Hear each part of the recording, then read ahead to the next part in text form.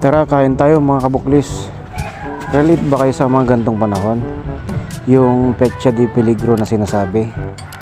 Kung sa probinsya, nagdidildil ng asin. Dito level up na. Didildil na ng tuyo. Ito, tuyo.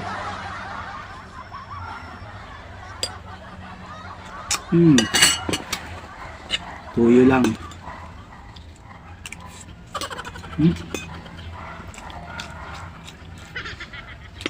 Adobong tuyo. Sarap.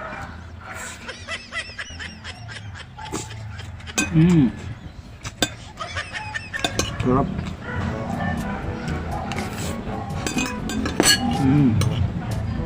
Talaga. Grabe. Try nyo. Ayoko na nga, nakakasamid.